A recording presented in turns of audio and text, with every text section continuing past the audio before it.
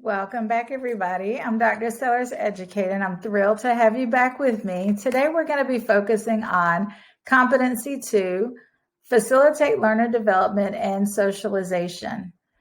Now, I know that many of you have joined me before for a live session probably, or even the online self-paced course, but there are a few elements that I want to make sure that we cover today for our dedicated time together looking at this competency.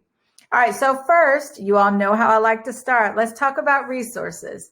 You want to ensure that you have both of these in front of you, okay? Every time you're studying, I would highly recommend that you have Billings and Halstead Teaching and Nursing, the 6th edition, as well as the Certified Nurse Educator Review Book. Both of these resources for the CNE exam is going to help equip you with some of the basic fundamental tools that you will need to be successful on your journey. Now, I also do want to point out for those of you that may be on your CNEcl journey, you want to go ahead and make sure you also purchase the Billings and Halstead, but there is a separate resource that you will need to focus primarily on the CNEcl. Okay, and so that's the Whitman resource, the Whitman Review Manual. If you want to purchase that, that will heard about these learning styles either in your MSN program or maybe even perhaps your teaching content related to the different learning styles. So which ones do we want to pull out for the CNE exam? Primarily 3 of them, okay? We're going to talk about Cobb, Varch, and Knowles. Also want to highlight, when we think about the unique learner needs, we want to look at the age of the student, right? We want to ensure that we are including a diverse learning experience for all age groups, all ethnicities, all cultural preferences, all of the socially diverse students that we will see, and English as a second language students. Remember, that's the new terminology. It's no longer English as a second language. Why did it change? Well, the literature tells us that English as a second language was inferring that English is more superior of a language than others, right? And that's not true, and we don't want that perception to be there. So now we use the term EAL instead of ESL, and gender diversity. So as an educator, we want to ensure that we are connecting with our diverse student body. And how do we do that? First of all, we want to, number 1, know our audience. Number 2, understand our individual student learning needs. And number 3, understand what the evidence says about the best teaching strategies that we should incorporate into our course room and into our coursework to ensure that our students are having those rich learning experiences that we expect all of them to have. And lastly, students with disabilities. Absolutely, we're going to have students with disabilities in our classroom. The responsibility we have as educators is to ensure that students are following the policies and procedures related to our disabilities policy. What does that mean? We as educators should not be making decisions about students' disabilities. That should be the Office of Disabilities or that particular department that has the knowledge, the skills, and most importantly, understand the legal conditions related to supporting students with disabilities. Okay, so now that we've talked about the context of our conversation, let's dig deep into the first learning theorist related to our students' learning styles or preferences, and that's Cobb. This is the method of experiential learning that Cobb is known for. Well, what do we mean by that? It means that our students learn across a spectrum, if we will, right? And it's based on their experiences that they've had, either directly or indirectly. One example is with our clinical experiences. We know students have direct patient care that they provide in their practicum, but they also have simulated experiences in the lab or simulation environment, okay? So 4 learning styles, very abstract, very concrete, somewhere in between, and then we have our convergers and our divergers. So you want to ensure as the educator that you're engaging with students that may have a variety of learning preferences or styles.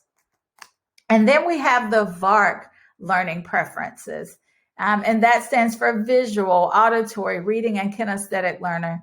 We have all different types of learners in our environment, and we must ensure that we are integrating different teaching strategies to engage with our learners ultimately. And they can include visual. diagrams, designs, maps, charts. And then our auditory learners, debates. You all know it's one of my favorites. Having debates in the classroom really does engage so many different levels of learning for our students. Reading and writing, books and note-taking, helping students understand how to read with a purpose, right? So no, they can't read 1,000 chapter or 1,000-page textbook, but we do want to ensure that they are honing in on those important concepts in each of those chapters of their reading. And then those learners that enjoy touching, those are our kinesthetic learners. They learn through the experiential exercises such as return demonstration or even our clinical experiences like we've talked about before. And then lastly, Knowles. This specific theory says that learning is internal, and that that fits into the category of those lifelong learners, right? So many of us fit into the category that understand that learning is continuous, that it never stops. When we create those learning environments that foster learner development, we should integrate the Cobb's experiential learning theory to guide our work. We want to ensure that students are having rich clinical application experiences so that they can connect the dots or simulate or transfer knowledge that they learn in the classroom, lab, or even the simulation area.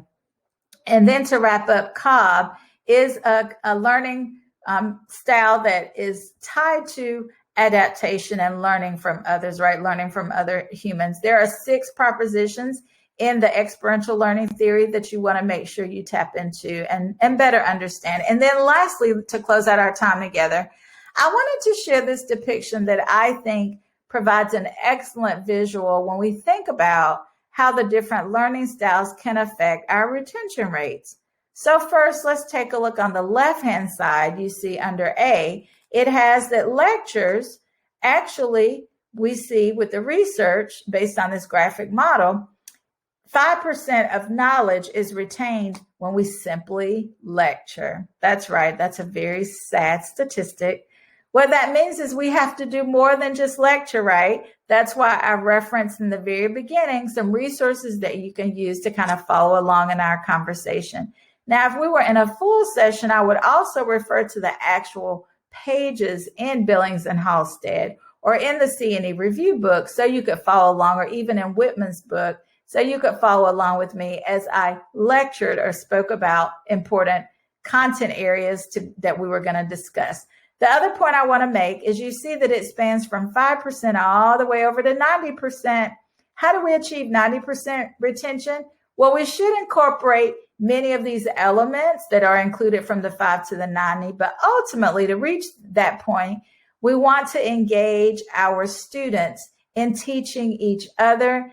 And there is something I call the recency effect, immediately using the content that they have learned about and applied.